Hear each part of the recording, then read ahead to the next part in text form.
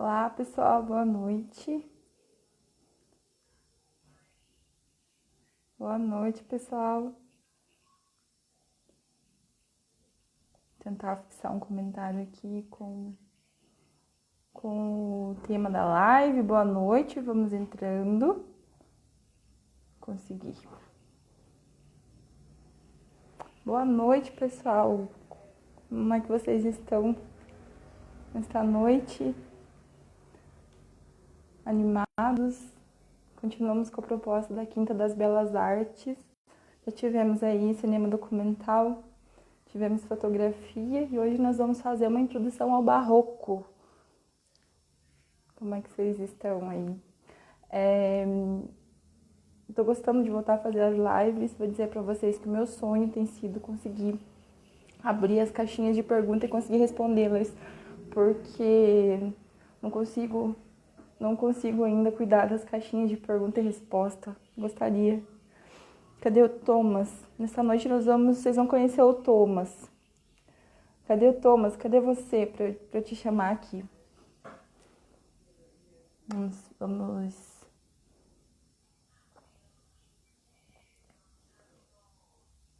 Aqui. Uma introdução ao barroco. Então, nós vamos dividir aqui a proposta de hoje em outras duas aulas. Então, a gente já pode entender uma tríade de aulas sobre esse tema. Oi, Thomas, boa noite. Olá, boa noite, pessoal. Sejam todos bem-vindos. É um prazer estar aqui essa noite com vocês, com a Vivi. Muito obrigado pelo convite, Vivi. É uma alegria ver um pupilo aqui junto para mim. Fico muito feliz. Pessoal, então, hoje vocês vão conhecer o Thomas. O Thomas é um aluno meu da arte, ele é um orientado meu, então o Thomas, porventura, é meu pupilo na pesquisa científica. Então, o Thomas está terminando a graduação em arte, ele teve um percurso parecido com o meu em alguns aspectos, tanto do curso da graduação quanto da mobilidade estudantil. O Thomas também fez um intercâmbio lá em Portugal e pôde viver a beleza pelo ângulo de lá. Então, tem muita coisa para contribuir hoje. E a pesquisa do Thomas é sobre o barroco. Então, mas não pensem que o barroco numa perspectiva distante. O Thomas, ele pesquisa o barroco e pretende se especializar nesse tema, relacionando caracteres do barroco com o ensino de arte hoje. Então, não fica uma pesquisa desconectada da realidade que a gente está agora, né, da educação na atualidade. O Thomas pesquisa o barroco, mas pesquisa ao mesmo tempo o ensino de arte hoje. Então, estamos na reta final do teu TCC, né, Thomas? Teu artigo de conclusão do curso, e o Thomas propõe um ensino de arte com elementos do próprio barroco para as aulas de arte hoje. Então, o último item dessa nossa conversa de hoje vai ser sobre isso, né, Thomas? A gente fala um pouquinho sobre Exatamente. Como a Vivi disse, é uma pesquisa que já está se encaminhando para o final. Ela já tem mais de um ano, se não me engano, né, Vivi? Nós conversamos ainda quando eu estava no período de mobilidade em Portugal. A Vivi que me deu dicas e me auxiliou muito nesse processo de escolha do tema. E aí já está fazendo um ano. Agora há pouco eu ia acrescentando algumas referências das artes do Belo. E aí eu vinha vendo que exatamente um ano atrás, eu já estava acrescentando referências nesse texto, nessa pesquisa, que eu havia assistido as artes do Belo de arquitetura, né? Então é um trabalho que nós já debruçamos bastante tempo sobre ele e com a glória de Deus vai chegando ao fim, né? Ao fim ou ao começo, né? Porque a ideia são outras publicações a partir disso. Exatamente. Então, eu vou repetir o que eu falei aqui para as pessoas aqui logo no início, eu falo que eu liguei aqui a câmera, que hoje nós vamos fazer uma introdução ao barroco. Então, nós vamos pensar na apresentação do tema do barroco e vamos relacioná-lo nessa superficialidade da qual nós vamos falar hoje, porque a gente não vai se aprofundar especificamente sobre um artista, hoje não, pelo menos, e a ideia é dar uma continuidade falando de outros dois aspectos em outras duas semanas. Um deles que ficará para o futuro será a música barroca, que tem muita coisa para falar aí, e é uma coisa que puxa os meus afetos, assim, também, que eu gosto muito. E a outra coisa é o barroco no Brasil. Então nós teremos uma outra live, um outro momento para falar especificamente dos desdobramentos do barroco aqui no Brasil. Mas hoje a gente já apresenta essa questão de identidade, de estilo que se desenvolve no Brasil com o barroco. Então a gente menciona isso, vai falar um pouquinho disso hoje, mas a ideia não é fechar, não é se aprofundar hoje nessa compreensão do barroco aqui no Brasil. Então nós vamos falar do período do barroco de modo geral, fazer uma introdução ao tema, e mencionar aspectos da música também, mas em outros momentos, em outras 2 aulas nós vamos dar continuidade para isso. Então, em outro momento nós falaremos sobre a música, em outro momento nós falaremos sobre o barroco no Brasil. Thomas, como é que começa, então, como é que começa o barroco? Como é que surge o barroco? Acho que a gente pode comentar assim, né, com as pessoas, que o barroco se desenvolve entre meados do século XVI e meados do século XVIII. Então, a gente parte dessa perspectiva da importância de entender uma linearidade dentro da história da arte, que não tem como ensinar a arte hoje, não tem como tratar da arte hoje sem pensar numa linearidade dos períodos da história da arte. Né? E por que a beleza do barroco, o que a beleza desse período pode contribuir para a nossa formação hoje, principalmente na realidade que a gente tem hoje, né? Então, contextualiza um pouco, Thomas, por favor, o início do período. Assim como a Vivi disse, né, ele se inicia ali no século XVI, esse período histórico artístico do barroco, mas se a gente for analisar um pouco antes, nós já vamos ver alterações sociais, mudanças sociais que vão contribuir muito para que esse movimento ele venha a acontecer, né, vamos dizer assim. Uhum. Então, na transição da Idade Média, já para o Renascimento, nós vemos algumas trocas de valores na sociedade, algumas trocas sociais mesmo, que elas vão ajudar em muito nesse culminar do período moderno, que nós chamamos, que é onde se inclui o barroco, né? É como, por exemplo, a mudança do método indutivo, né? O método indutivo que vai culminar na ciência moderna. Ele é uma coisa que é nova, ela é adentrada ali nessa transição da Idade Média para o Renascimento, bem como o deixar de lado a coletividade e partir mais para um individualismo.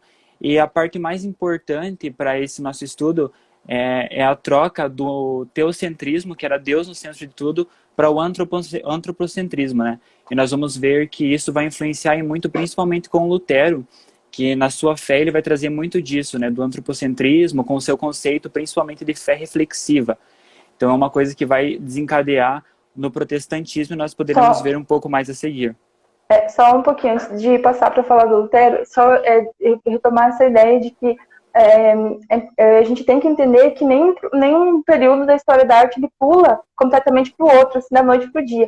Eu dormi no Renascimento, acordei no Barroco no outro dia, né? Então isso não acontece.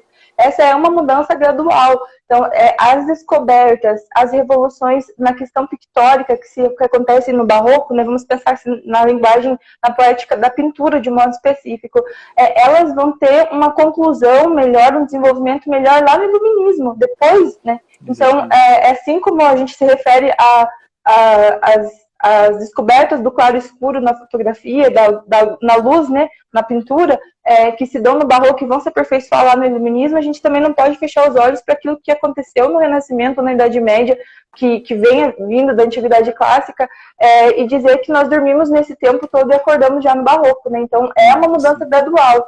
Nós entendemos precursores dentro do Renascimento, precursores do Barroco dentro do Renascimento, questões de estilo, de estilo e de forma. A gente pode se justificar como analisando a Capela Sistina, né? Analisando as pinturas do próprio Michelangelo. Mas eu cortei o teu raciocínio sobre o Lutero, Thomas. É importante falar desse movimento de reforma e contra-reforma, né? Então, contextualizar as pessoas, né, do entorno da fé católica e do movimento de reforma e a resposta desse movimento.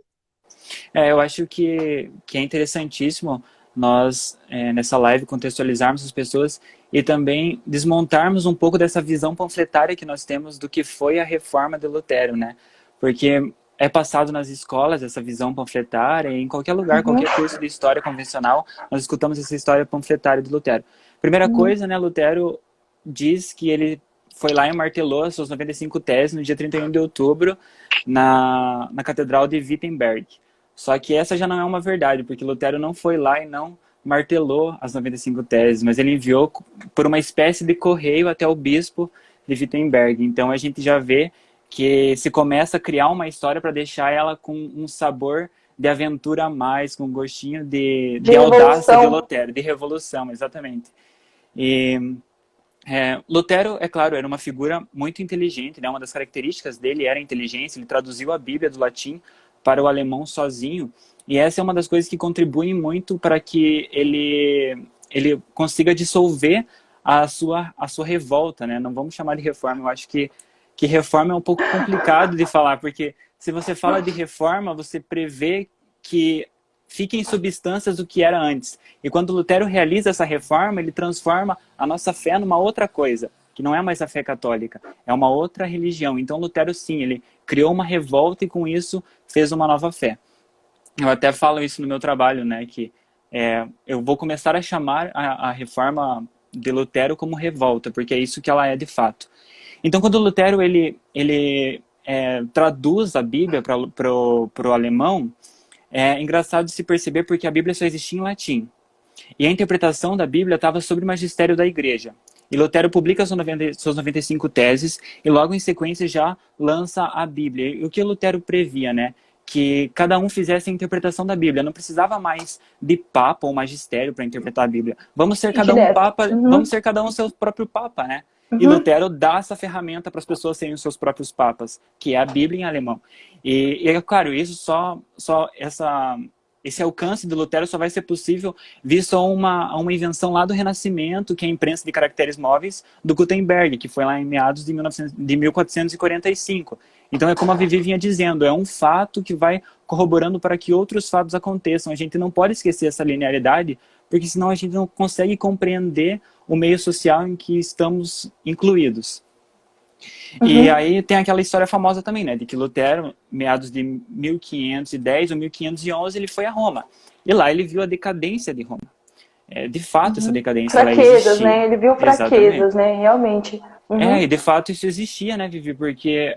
isso sempre existe, né? Isso existe até hoje. Enquanto existiu, começou a existir a igreja, Cristo fundou a igreja por meio de uma fraqueza, do fraco ali, né? Do mais mimizento dos apóstolos. Exatamente. Então, não é possível. Só que o Lutero, em vez de colaborar com as deficiências do que ele viu, ele causou essa revolta, né? Com certeza. Como se diz, né? Quando Santa Teresinha visitou Roma e ela viu a decadência que Roma também passava, o que ela fez? Ela rezou, ofereceu em sacrifício e ofereceu em expiação por aquele momento que a igreja vivia, e Lutero não. Então Lutero não estava interessado em rezar pela igreja, ou que a igreja de fato mudasse. Eu até trago para vocês uma citação do Ricardo Garcia Villoslada, que é um padre, se eu não me engano, da Companhia Jesuíta. Eu tenho o PDF desse livro, o nome do livro é Las Raíces Históricas do Luteranismo, que é em espanhol. Depois eu posso deixar com a Vivi o link, ou então disponibilizar, ele tem em PDF. E o Villoslada, no seu livro de 1969, na página 86, ele diz que Lutero ele declarava abertamente, nessas conversas que ele tinha de mesa, que ainda que o Papa fosse santo como São Pedro, nós o teríamos por ímpio e nos rebelaríamos contra ele. Então nós percebemos que o problema de Lutero não era com a decadência que Roma passava, devido a diversos fatores, como, por exemplo, o renascimento adentrando a igreja e o renascimento do paganismo. Mas Lutero estava preocupado, sim, com a teologia escolástica romana. Então, Lutero ele tinha diversos problemas de fé mesmo. Ele tinha muito medo de ser condenado ao inferno. Então, ele precisou criar alguma coisa que certificasse que ele estaria salvo. É então que ele cria a sua fé. E nós vamos ver que o Lutero, não sabemos assim se ele é tão culpado, porque ele vinha também de uma escolástica decadente, onde não ensinava-se mais o tomismo, mas sim o nominalismo. É como se ele fosse um estudioso, um seminarista, assim, da teologia da libertação hoje, né? Exatamente. E as coisas aconteciam de uma maneira muito precoce com o Lutero. Às vezes ele nem estava preparado para assumir tais posições que ele estava assumindo dentro da igreja, e ele já estava assumindo. Então tudo isso corroborou para que ele fizesse essa reforma e que ele se sentisse mais seguro da fé, né? E é engraçado... Pode falar. Vivi. Pode continuar Não, teu imagina, raciocínio, pode falar. Eu ia dizer assim que o que isso tudo reflete na arte, né? O que nós precisamos falar para as pessoas hoje. Existia um tipo de arte sacra com uma certa serenidade até então.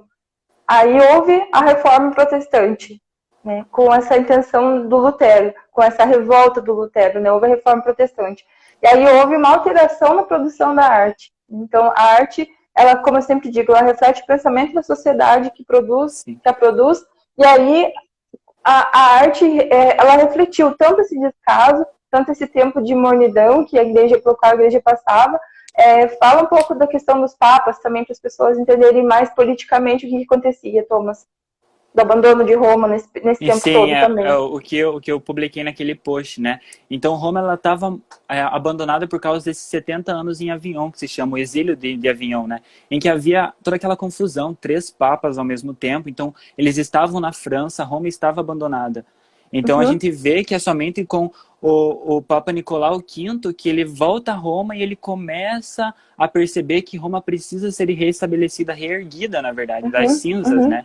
E é nesse momento exatamente que podemos dizer que a decadência moral entra na igreja, e é essa decadência que o Lutero encontra. Porque quando o Papa Nicolau V ele começa a investir, eles ainda estavam no Renascimento, então ele traz o Renascimento para dentro da igreja e faz com que o paganismo venha para dentro da igreja. Exatamente. A própria Capela Sistina, aí a gente entende um pouco disso tudo, reflexos na arte, né? Não é uma arte de fato católica, né? Exatamente. E a gente pode pegar depois, né, porque muito se fala de que a igreja usou do barroco como uma manobra para atingir os fiéis mesmo, e como nós vamos ver um pouquinho mais depois, o barroco ele é um período que trata muito dos sentimentos, né? Então a gente tem essa coisa da catarse, das pessoas perderem um pouco a razão. Então muitas pessoas, muitos historiadores e críticos vêm falando que a igreja ela utilizou disso para deixar meio que os fiéis cegos do que estava acontecendo de verdade e alienar os fiéis. Mas se a gente parar para ver, né, não tem como a companhia jesuíta, ou então qualquer companhia, qualquer ordem religiosa, ou qualquer instituição de artista criar um movimento artístico por si só, uma estilística. Mas muitos autores, muitos estudiosos querem jogar isso para os jesuítas. Já lemos sobre isso, já lemos que muitos estudiosos falam que o barroco foi começado pelos jesuítas. Como é que a gente entende que isso não é verdade? Então, Vivi, a questão jesuítica, né, é uma coisa que auxiliou em muito a igreja nesse momento, porque aí com o movimento de contra-reforma, que veio com os movimentos conciliares, né, que a gente precisa perceber que percebeu uma coisa, em 1536 é interessante a gente perceber que houve a derrota dos turcos otomanos. Então, os turcos sempre, os cristãos sempre estiveram em uma luta com os turcos pela questão de Jerusalém e tudo mais, né? Então, ali em 1536, o imperador Carlos V, ele impede que a cidade de Tunis, na Tunísia, ela seja invadida. E então, ele quando está voltando para Roma, o Carlos V, ele era imperador do Sacro Império Romano Germânico, e ele estava voltando para a Alemanha de Tunis. Então ele decide passar por Roma. E estavam sendo feitas ali as celebrações da Semana Santa e tudo mais, e ele fica ali com o Papa. O Papa da época era o Papa Paulo III, e o Carlos V, ele é aclamado, ele recebe é recepcionado calorosamente, né? Então ele vive essa cerimônia da Semana Santa, e aí na segunda-feira da Páscoa, ele vai a público e faz um discurso, pedindo que o Papa ele convoque um concílio para resolver essas pendências que Lutero tinha introduzido na igreja. Vamos perceber quem era Carlos V. Esse imperador ele era católico, ele já tinha banido Lutero do império dele, tinha colocado recompensa, prisão a Lutero, se ele voltasse para lá, recompensa a quem encontrasse Lutero em seu império. Então, o Papa Paulo III, ele para e pensa, né, não, a gente precisa mesmo resolver essa situação, então ele tenta depois, em 1536, por 2 anos consecutivos, marcar um concílio. Em 1537 ele tenta marcar um concílio em Mantova, e em 1538 em Vicenza. Mas os alemães não são muito viáveis, né? Suscetíveis, né? Suscetíveis, exatamente. eles não queriam descer até a Itália para realizar esse concílio, porque eles diziam, o concílio é para nós, então vocês venham até nós que nós resolvemos essas Humildes, pendências. assim, Sim. Então, em 1545 somente é que o Papa consegue marcar o concílio aí na cidade de Trento, né? Porque demora Trento um pouquinho, né? demora um bom tanto de tempo. Então, porque nós precisamos entender que Trento, ela estava no mapa geográfico da Itália, mas ela estava no mapa político da Alemanha. Então, por isso eles aceitaram que esse concílio fosse marcado ali. E aí nós podemos dizer também que Lutero nem viu quais foram as conclusões retiradas do concílio, né? Porque o concílio ele começa em 1545 e vai até 1563, mais ou menos. E Lutero morre em 1546. Então, Lutero morre sem nem saber o que o concílio discutiu e quais foram as respostas do concílio de Trento para Lutero. Só acendeu o fogo, né? Exatamente. Foi um personagem que... Só começou a faísca, né? Então, aí o que foi essa contra-reforma, né? Então, a contra-reforma ela se inicia com o Concílio de Trento. Thomas, só um pouquinho. Vamos lembrar as pessoas de que a arte não parou de ser produzida, de que existiram artistas que foram absorvendo tudo isso. Então, até aí, a gente pode entender que até aí predominava uma questão estilística do Renascimento ainda. Com tudo isso que estava acontecendo politicamente, teologicamente, a questão de estilo ainda era renascentista. Então a gente tem uma coisa muito frouxa dentro da própria arte sacra. Isso tudo estava voltado muito para um lado ainda mais humano do que teológico, né? E aí por diante. Sim, porque até se nós pararmos para ver o juízo final, que é o que nós falamos de Michelangelo, que foi aquela que possivelmente introduziu o barroco, ela se inicia em 1534 e só termina em 1541. E Michelangelo, todo mundo conhece ele como um artista da autorrenascença, né? Do autorrenascimento. Então é isso, é aquilo que você disse no começo, não tem como a gente separar por caixinhas, porque a linha histórica ela vai se sobrepondo, né? Os acontecimentos. As pessoas estão pedindo aqui para que a gente salve essa live e disponibilize ela para outros momentos. Vou pedir ajuda para o Melk para que a gente salve ela e mande ela para o YouTube. Depois eu vou pedir ajuda para a gente tentar salvar ela, mas tentem assistir nas 24 horas. Se a gente não conseguir salvar, fica ali. Vamos lá, Thomas. Eu também espero que vocês que estão assistindo entendam por que eu trouxe o Thomas aqui. Parece que eu estou bem orgulhosa de ouvir ele falar todas essas coisas. Então, é isso também, né? Pensar que a gente está pegando algumas esferas desse momento, desse contexto histórico e trazendo para o nosso trabalho. Então, se a gente fosse pegar tudo e fosse tratar de tudo, nesse momento não teria como. Então, agora a gente prefere trazer determinados pontos para serem discutidos. Então, e o concílio, né? O movimento de contra-reforma. A gente sabe que desculpa eu cortar, mas é importante a gente deixar claro. Então, aí houve um momento, assim, em que a igreja, ela meio que se apurou, né, com essa história de tirar o centro da igreja de Roma e levar para a França. A gente tem, estudando a história da igreja, a gente tem intervenções da própria Santa Catarina de Sena nesse processo de convencimento, de voltar o Papa, voltar para Roma. Então, muita coisa acontece, né? E a arte que era produzida até então, ela ainda segue o modelo estilístico do Renascimento. E aí, mais ainda, se dá uma questão de estilos, de muita beleza, uma hipótese de convencimento dessa questão da reforma protestante, né? Então, aí a gente tem isso aí acontecendo. Acontece o concílio, algo muda nisso tudo. Opa, a igreja pensa assim, vamos reagir. E a arte acompanha essa decisão, né? Exatamente. Até que com o concílio há um fortalecimento do catolicismo, né? O catolicismo ele se reergue, ele se fortalece. E se reinstrumentaliza. Se reinstrumentaliza, exatamente.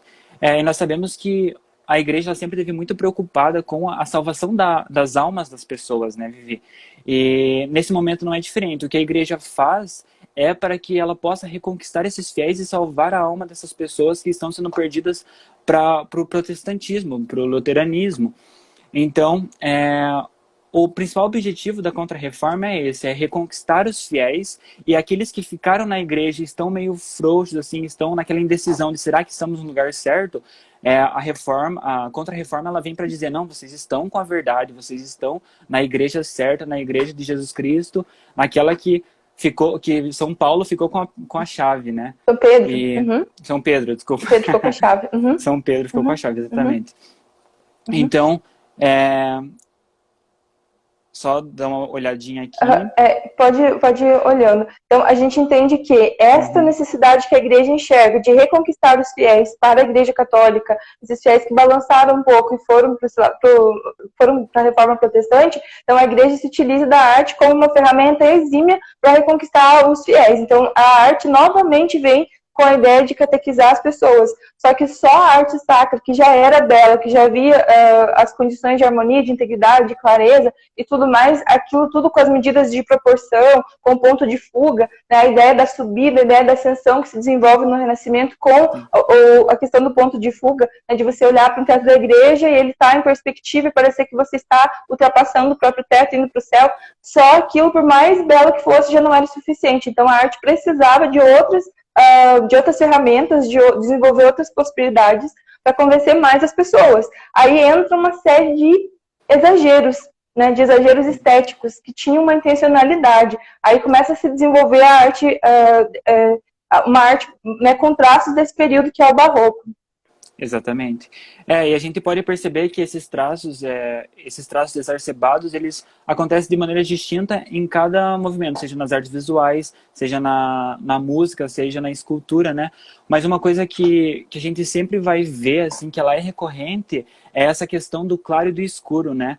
Então, são várias analogias que a gente pode fazer a isso, como, por exemplo, o claro e o escuro, a verdade e aquela coisa que não é tão verdade. Então, essa vontade de transmitir essas coisas aos fiéis mesmo, né? Que estão ali naquele momento, em seus momentos de orações, de devoções. Não sei se conseguem ver, né? Eu tô com Caravaggio aqui. Aqui em cima também tem... são possibilidades de luz e sombra. Então, é um entorno muito escuro e realmente começa a se desenvolver os pontos de luz. Aqui eu tô com Rembrandt. Vocês conseguem ver? Conseguem ver?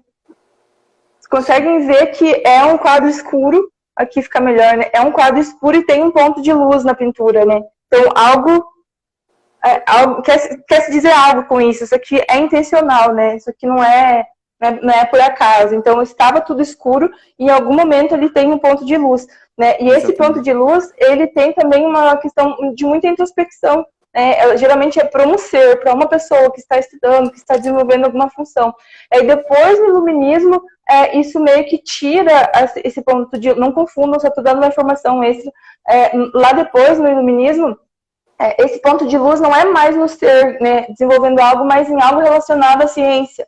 Tipo o Planetário, lá do Joseph Wright, que é um quadro muito parecido com Rembrandt, com Caravaggio, que também explora as questões de luz e sombra, mas que já mostra uma outra perspectiva científica, né? Então ali a ideia é outra, vai sendo outra.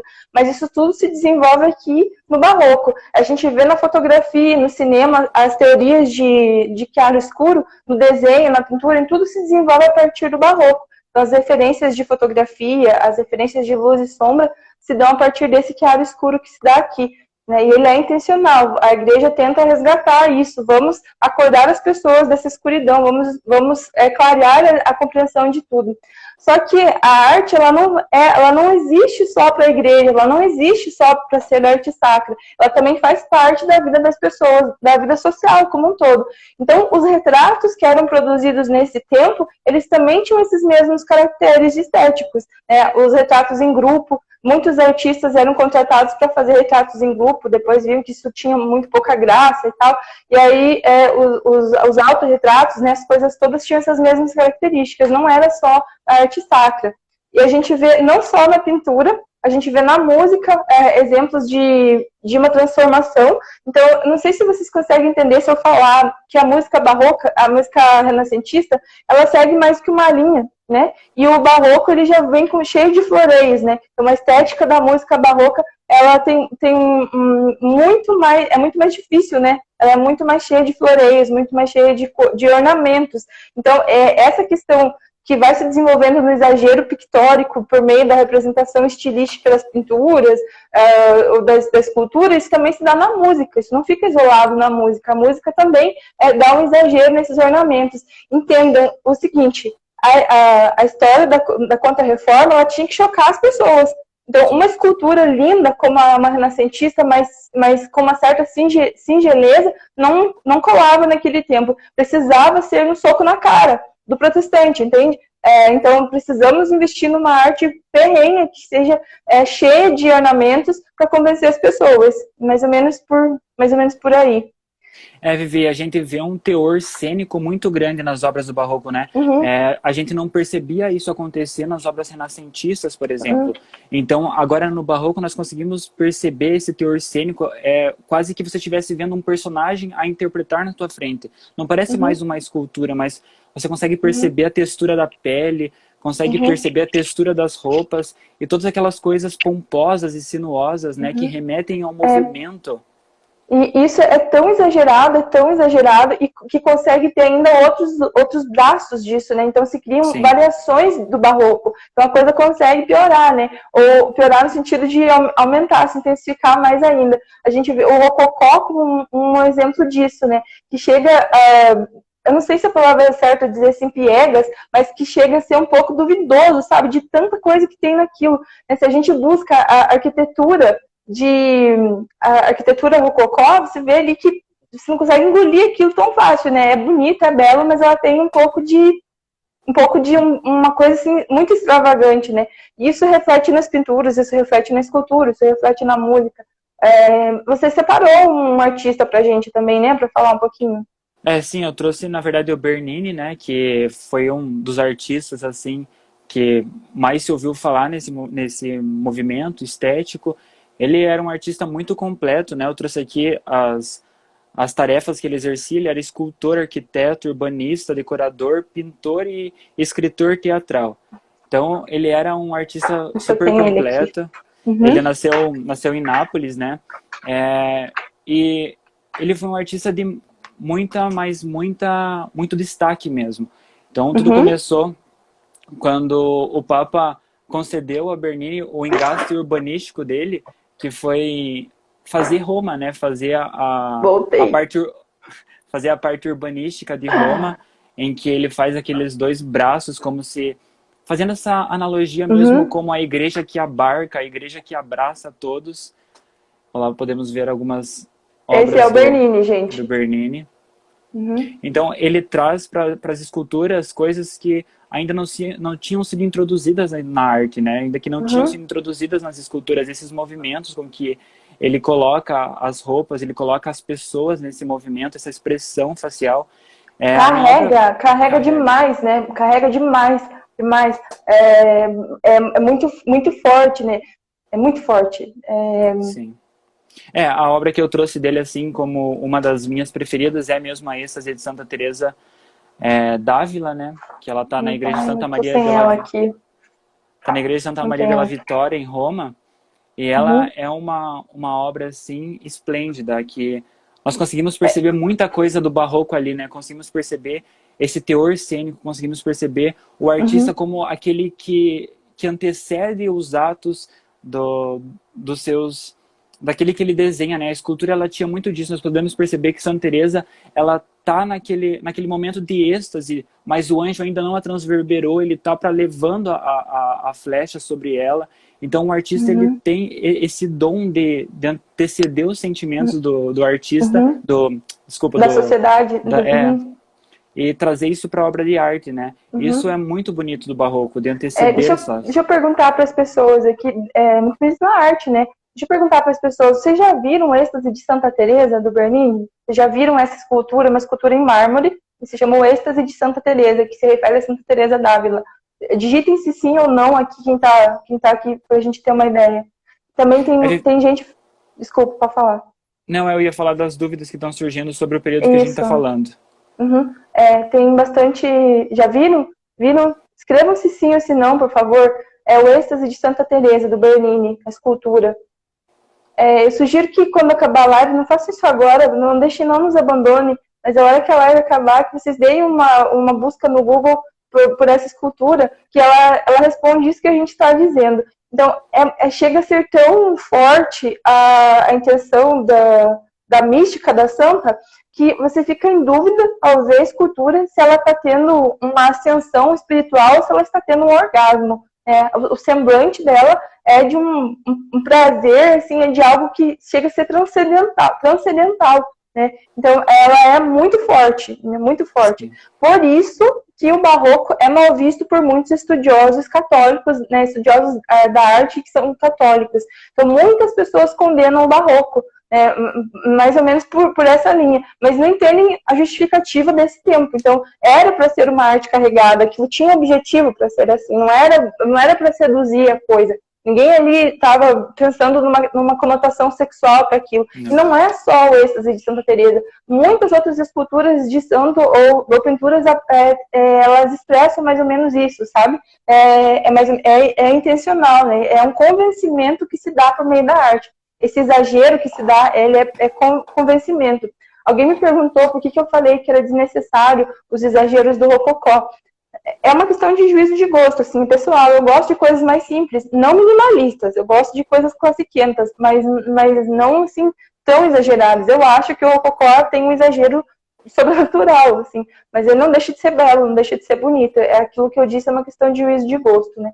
Eu acho que o rococó tem os exageros. Eu tenho aqui, mas agora estou com medo de ficar procurando no livro, porque eu derrubei o celular aqui, se eu ficar virando, vou derrubar de novo.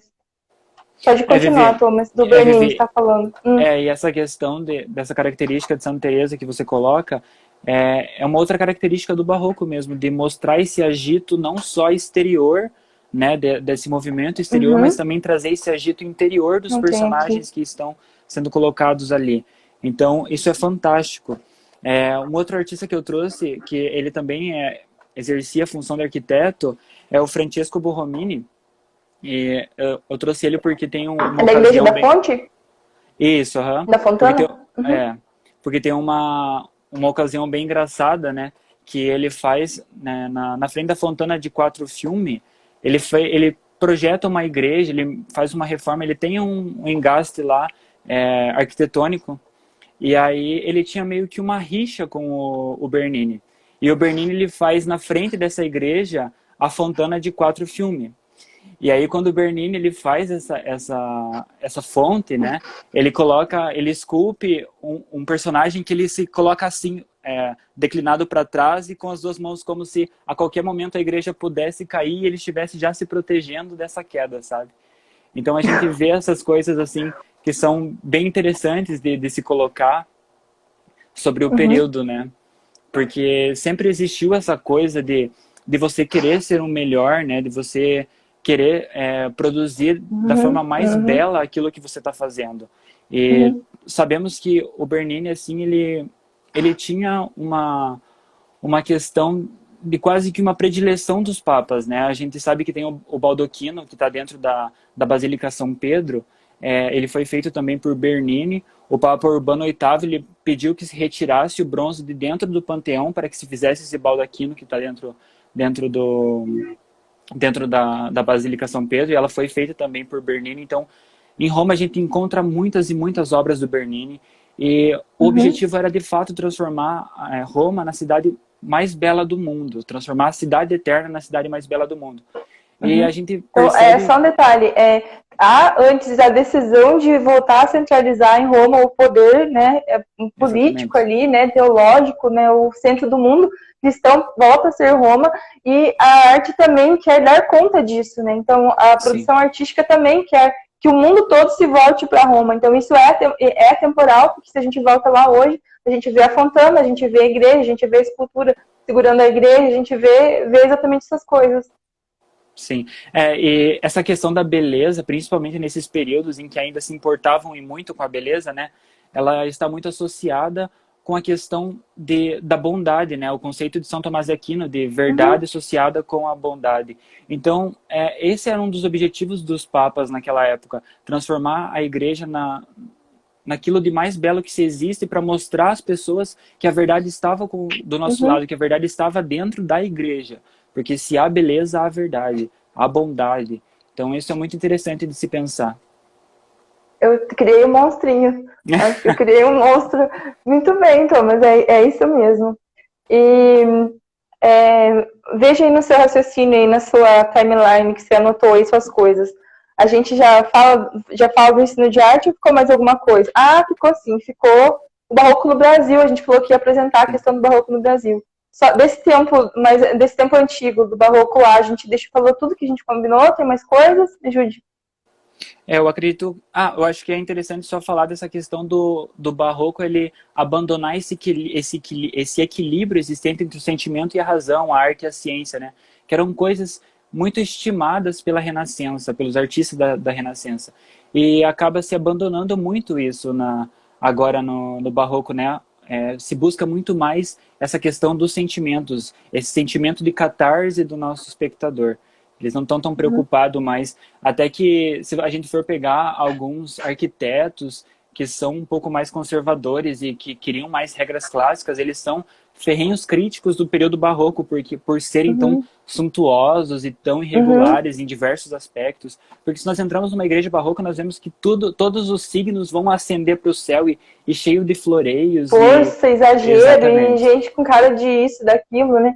Às vezes até um pouco de nudez, né, das coisas assim. Eu dei risada nos comentários. Mas os anjos também, os anjos às vezes têm até um pouco de nudez. Então, eu já ouvi de muitos professores católicos, assim, cuidado por causa dessa nudez dessa nudez angelical, né? Repetindo que isso tudo tinha um porquê. Isso tudo fazia parte de um repertório de exageros, né? E tinha um motivo para aquilo ali. Inclusive os anjinhos, né? Os putti, como se fala em italiano, eles são uma figura muito recorrente no período barroco, né? Então, em diversas obras nós vamos encontrar as faces não só na arte sacra, né? Sim. Era uma figura alegórica da época, né? Uma figura que faz parte do estilo disso aqui. Agora a gente fala um pouco dessa ideia do barroco no Brasil, né? Então, a gente entende muito, muito, muito depois, no salto cronológico aí, desde o Brasil colônia, a influência do barroco em muitas igrejas. Então, nós faremos uma outra live, uma outra aula sobre o barroco no Brasil. A gente vai citar alguns aspectos do barroco no Brasil, principalmente centrando coisas no Rio de Janeiro. E qual outro lugar que a gente olha? Minas Gerais, né? Em Minas Gerais, exatamente. Da sua pesquisa de modo específico, mas existem outras igrejas em outros lugares pelo Brasil que têm as influências desse mesmo Brasil colônia e traz os caracteres do barroco. Então, só para falar de modo geral, quem assistiu ou não assistiu e puder assistir no YouTube o episódio da arquitetura do documentário As Artes do Belo, procure lá no YouTube e reassista, reveja o episódio da arquitetura, porque lá vocês vão encontrar dois estilos de barroco aqui no Brasil. Um que é o barroco franciscano, né, que é na igreja de São Francisco da Penitência, no Rio de Janeiro, e o barroco beneditino no Mosteiro de São Bento, também lá no Rio de Janeiro. Então eu coloquei essas duas igrejas, esses dois estilos de barroco lá dentro do documentário lá das Artes do Belo. Isso vai ajudar vocês a entenderem um pouquinho da diferença de um de outro, né? Um com mais ouro, outro com mais cor, né? Então aí vocês podem dar uma conferida por lá. Então nós nos aprofundaremos nisso, em alguns estilos adaptados. Então a gente entende assim, um Ctrl-C, Ctrl-V de muita coisa disso tudo que a gente falou aqui no Brasil. Por exemplo, a igreja da igreja onde ficam o santuário lá de Matozinhos, onde ficam as esculturas do Aleijadinho, a gente vê esse santuário como uma réplica de um santuário português, como um imigrante português que passou por um problema de saúde e que fez uma promessa de construir o santuário caso ele se recuperasse, né? Então, ele constrói mesmo o santuário como uma réplica do santuário de Bom Jesus de Matozinhos, né? De Portugal. Então, e aí a gente vê ali junto as esculturas dos apóstolos, né, feitas por Aleijadinho, e tanto, não só isso, mas as próprias igrejas de Minas, com uma outra identidade estilística que se desenvolve no Brasil, né? Então, entender as influências originais do barroco, mas entender essa questão de um estilo que se desenvolve no Brasil. Entender as fases do barroco brasileiro. Entender isso que não é uma coisa distante da nossa cultura. Nós não estamos voltando o nosso olhar para um eurocentrismo, mas estamos estudando caracteres que constituem a perspectiva artística do próprio Brasil. Então, nós não estamos fechando os olhos para isso aqui. Nós estamos, ao falar do barroco, ao falar de tudo isso aqui, talvez seja preparar o terreno para isso que tanto se fala de diversidade cultural e que faz parte dos PCNs, né, dos parâmetros curriculares nacionais para o ensino de arte, que é um olhar atento para a cultura. Então, pensar o ensino de arte hoje, tanto da educação básica, quanto de quem pratica a educação domiciliar e tem que se preparar para o ensino de arte também, né, com os filhos ou o que for, olhar para o barroco é uma boa possibilidade. Né? Adaptar situações do barroco para o ensino de arte hoje. Por quê? Porque o ensino de arte hoje, não falo só no Brasil, mas em todas as universidades que existem pelo mundo, tem um olhar mais fixo para a arte pós-moderna, para a arte contemporânea. Então, são cursos modernistas. Ninguém está dizendo que, nesse momento, nós não devemos ensinar arte moderna e arte contemporânea. Nós precisamos ter um domínio técnico sobre isso. Mas o que eu procuro defender é que nós também precisamos olhar para os períodos da história da arte que são mais clássicos, que são mais antigos. Porque esses são a base do que nós temos hoje nas graduações em arte. Então, o que nós vemos hoje, ele hoje do jeito que é, porque houve uma construção histórico-social, né, antes disso. E os professores no ensino de arte, muitas vezes tendem a olhar para uma perspectiva de arte moderna ou de arte contemporânea, porque é mais fácil, é realmente mais fácil aprender o modernismo na arte, porque são coisas de um aspecto técnico mais fácil, né? Isso deixa, são coisas que seguem para uma perspectiva mais abstrata. Então, eu defendo essa possibilidade de voltar a olhar a arte a partir dos períodos mais antigos, né? Que tem que fazer um contraponto nisso tudo. Sugestões didáticas para ensinar o barroco para as crianças ou para os alunos na escola, mostrem figuras, mostrem imagens, mostrem vídeos, mostrem músicas no YouTube. Deixa a dica de escutarem o Monteverdi, né? O Monteverdi é uma preciosidade desse período, e o Bach, né, é outra riqueza também do período barroco dentro da música. Então, pesquisem imagens, imprimam imagens, os pais imprimam imagens, plastifiquem para dar para as crianças brincarem, sabe, sujarem, rasgarem, brincarem com isso tudo, mas as crianças, as pessoas de modo geral, mas pensar no ensino de arte para a educação, as pessoas precisam ter muito claro ao olhar para as imagens de qual período que ela faz parte. Isso só se dá se você manusear um livro de história da arte. Alguém me perguntou que livro que era esse, quando eu derrubei o celular. É esse daqui, é do Anthony Mason. Eu gosto muito desse livro porque ele é muito grande. Deixa eu mostrar aqui para vocês um outro livro para vocês entenderem o tamanho. Olha, isso aqui é um livro normal, isso aqui é o livro. Vejam, então ele nos dá a possibilidade de muitas imagens aqui dentro. Esses livros você encontra tanto comprando pela internet quanto em sebos, né? Então, precisa estudar os períodos da história para reconhecer as características de estilo. Então, tanto para si mesmo, como uma compreensão de mundo, de criatividade, quanto para ensinar as outras pessoas. Então, pensar no ensino de arte hoje, voltar um pouco os olhos para a beleza, e depois disso tudo, viver as experiências da arte moderna, com tudo que tem direito ali, mas entender a base disso tudo. Né? Entender a base. E pensar nisso que você está dizendo, né, de ter conhecimento claro sobre cada período da arte, é essencial, porque se prega uma educação artística em que o aluno seja capaz da criatividade, seja capaz de criar coisas, mas como que o nosso aluno ele vai conseguir criar coisas se ele não tiver uma bagagem? Se ele não tiver claro o que cada movimento artístico o que cada movimento artístico tinha por base, tinha por técnica, tinha por signo. Não tem como o nosso aluno criar do nada.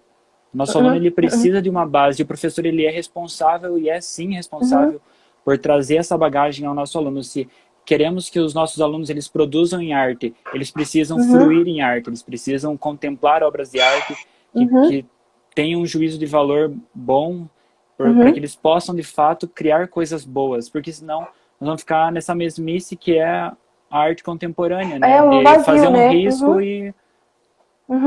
Ele tá pronto, né? Exatamente. O teu bolo de morango ontem. Quando eu faço o bolo que eu não acerto a cobertura, eu digo que é um bolo de arte contemporânea, porque ele não tem proporções de harmonia, de integridade e de clareza, né? Ninguém se preocupou com a falta de harmonia, comeram tudo ontem, ficou maravilhoso. Eu acho que era isso por hoje, Thomas. Tem mais alguma coisa que você queira dizer nesse momento? Acho que não, Vivi. Acho que por hora é isso. Então, para você, temos orientação no sábado. E para as pessoas que estão nos assistindo por Skype, né, orientação. E para as pessoas que estão nos assistindo, muito obrigada pela paciência de vocês aqui, de novo. A ideia do Melk puxar a Quinta das Belas Artes toda quinta-feira aqui na Formação do Imaginário. Sugiro que sigam o perfil do Thomas, está ali embaixo escrito como é que fica o perfil dele. Acompanhe as coisas ali no meu perfil também. E nos vemos na próxima quinta-feira. E eu gostaria de conseguir responder as perguntas ali na caixinha. Então, eu vou tentar abrir uma caixinha ali na Formação do Imaginário para conseguir responder também. Acho que é isso, pessoal. Oi? Também vou ver se eu abro para algumas perguntas. Eu vi que nós ficamos sem responder várias perguntas. Teve uma pessoa que perguntou sobre o barroco português, que é uma coisa que também está inclusa na minha pesquisa, então eu posso respondê-lo depois. Então, qualquer dúvida que vocês tiverem também, não se sintam acanhados, podem me chamar no direct, que eu vou estar disponível a respondê-los. E muito obrigado, Vivi, pelo convite. Muito obrigado a todos que estiveram até aqui conosco, né, Vivi? E nos ouviram com paciência. Muito obrigado. E só para dizer, logo a gente tem uma publicação aí de um livro onde eu reúno os meus orientados em várias universidades do Brasil, que pesquisam os temas da estética, da arte, e o Thomas faz parte desse projeto. Então, logo aí nos próximos meses tem um livro chegando, reunindo a pesquisa desses corajosos aí, tá bem? É isso, pessoal. Boa noite. Fiquem com Deus. Boa noite a todos. A gente se vê aí. Se vemos. Tchau, tchau.